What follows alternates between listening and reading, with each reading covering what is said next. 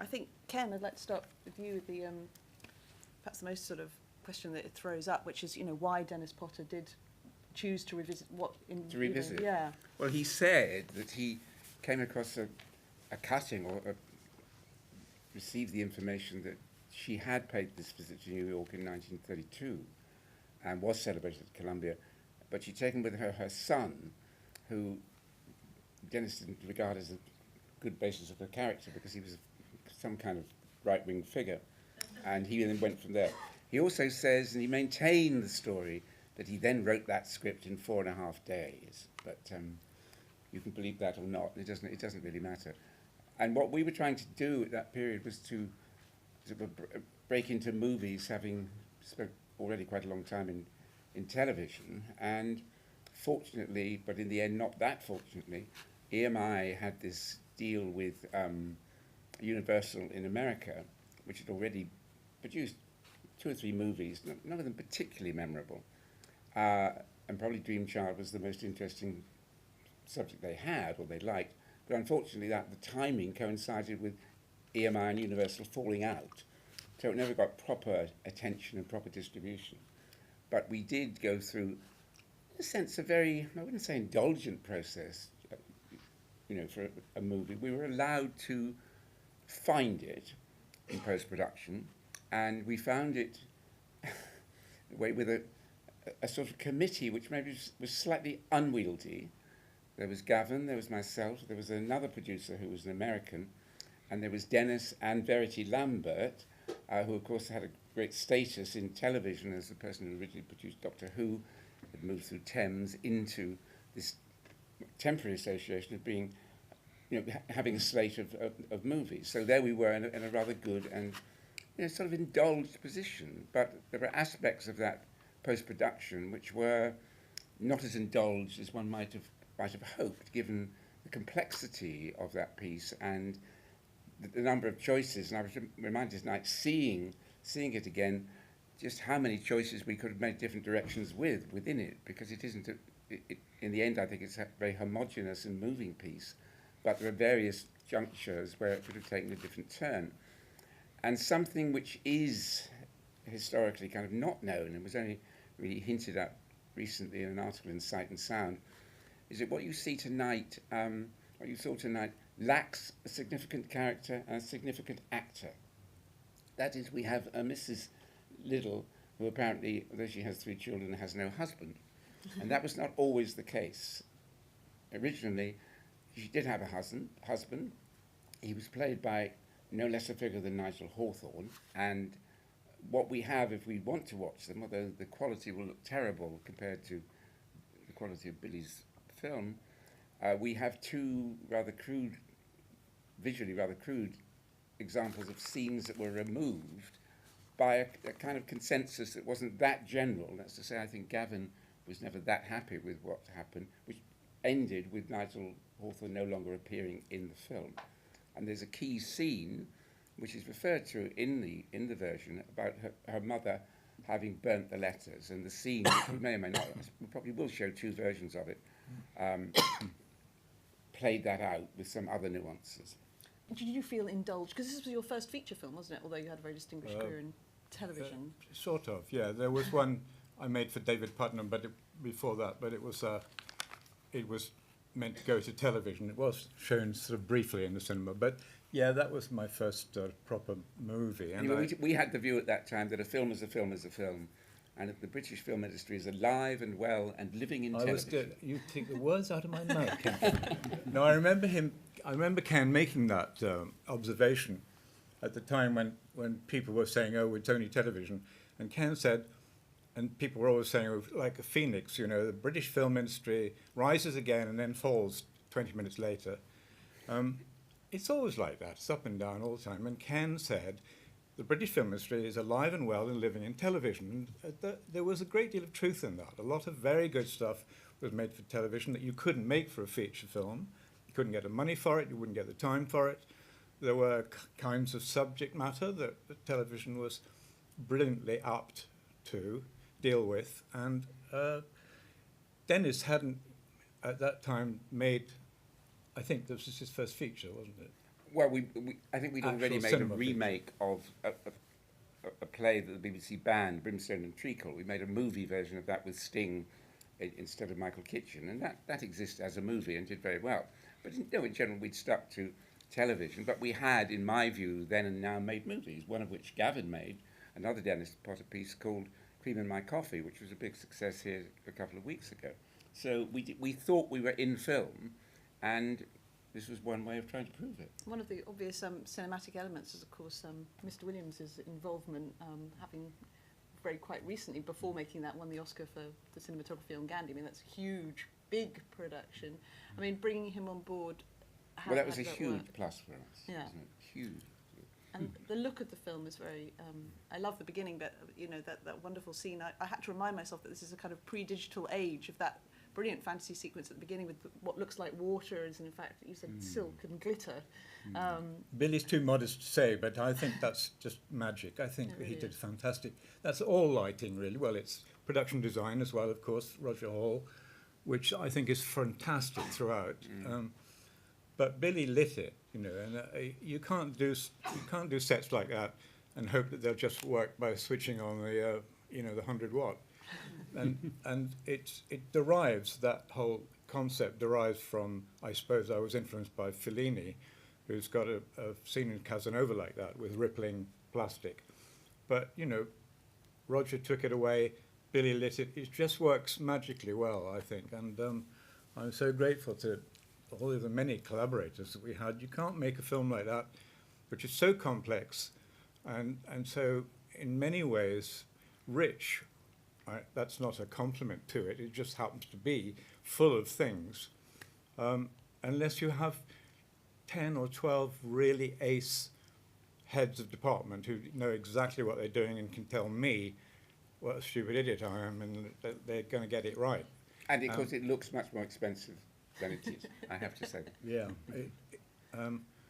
Alan Yentob was a great friend for Stanley Kubrick, and Kubrick saw the movie and said, Alan, you better tell me just how much this costs. It looks like a very expensive picture to me. Alan came to me and said, how much was the picture? And I said, I think I'm right in saying it's 2.8. Yeah, it was. 2.8 million pounds, not dollars, pounds. And he went back to Kubrick and said, it costs 2.8. And Kubrick said, oh, get out of here, don't be so silly. It couldn't possibly cost that. He was just astounded by it. And I think it's a tribute to all the heads of department that worked on the movie, including Billy, that it looked so good for that money. Well, the scene you're talking about at the beginning, the camera was on a crane arm, on a zoom, and we started in complete darkness. And I wanted to get the feel of perhaps being at sea with the real ocean, but not being quite sure about it. And so we started in darkness, everything was on dimmers. We threw some glitter dust in to make it look like sparkles on the water. And we had prop men flapping this huge area of silk and wind machines everywhere. And the camera slowly comes back, and you then begin to think, well, are they real waves or not? And of course, it's a fantasy. But it was a very challenging shot to do, and there were many things in the film that I thought were wonderful opportunities visually. But we didn't go to New York. Liverpool St George's Hall in Liverpool was the... Yes. And we didn't go to New York, and... we didn't have a liner. And we didn't have a liner, no. There was a wonderful quote in Variety, the American cinema publication, saying, in a very laudatory review, I'm glad to say, saying, the production design, both in England and over here, is wonderful. And we got as far as Liverpool, and that's as far as we got. Yeah. I think one of the most emotional scenes in the film takes place in the dark room. And there are 3 changes of light there, because it starts off in daylight, and then Dodgson closes the blind, and it goes into darkness. He then lights the candle and places a red lamp over the candle, and the rest of the scene is played, as you know, in that dark red light. Well, all the props in that scene were loaned to us by the Photographic Museum at Laycock.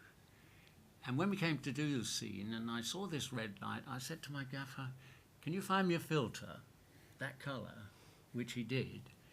And so we played the end of the scene in that kind of red light, and I think it adds a certain intensity into the scene, which, because you're not sure what's going to happen next. And then, of course, Alice opens the door and spoils everything. Can I ask about the use of the Henson puppets in it? I mean, was that always there? How did that come about, and how did that collaboration work? I remember whose idea that was, do you? Yeah, it was always in the script. It right. started off with the puppets on the seashore, and then they grew into the Mad Hatter scene, Tea Party scene, and then they finish up on the shore again.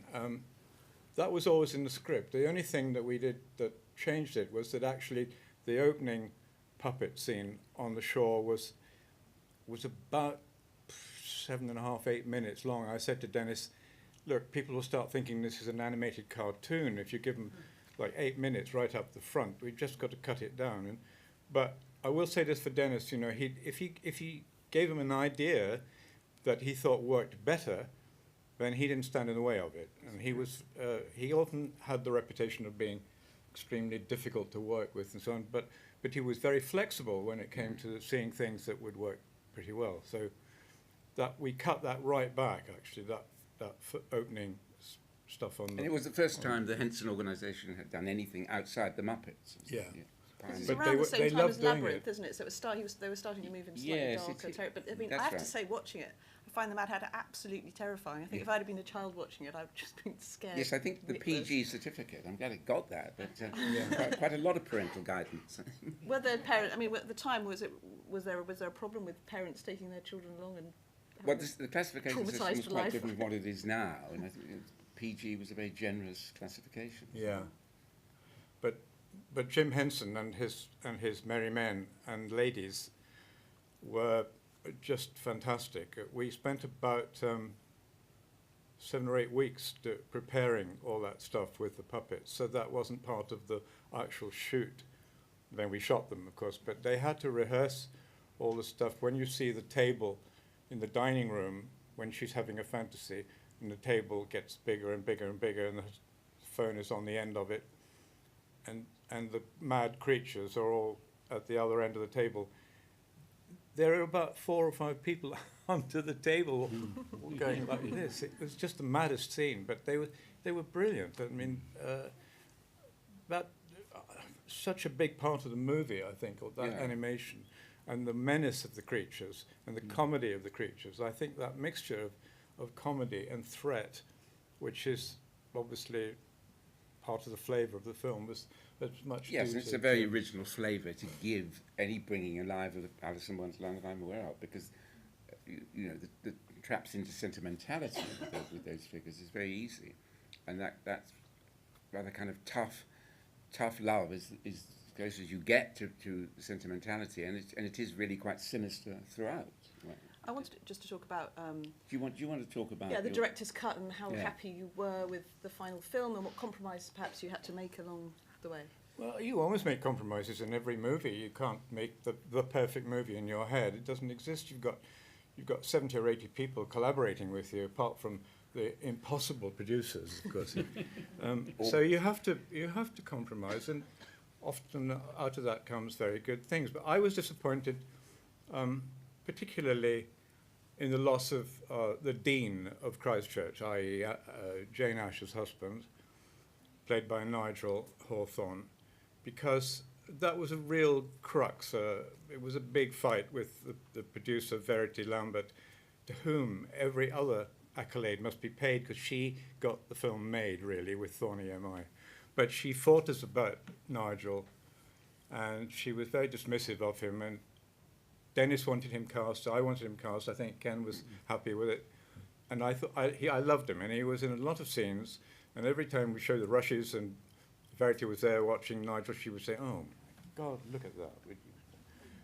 Get him out, get him off." I said, he's lovely. Nigel is just great. No, she wouldn't have it. And so we had to cut down his scenes to such a point where I was responsible in the long run for saying, we can't have Nigel Hawthorne, one of the great English character actors, walking on looking as if he's holding up the scenery and saying, good morning, the carriage awaits.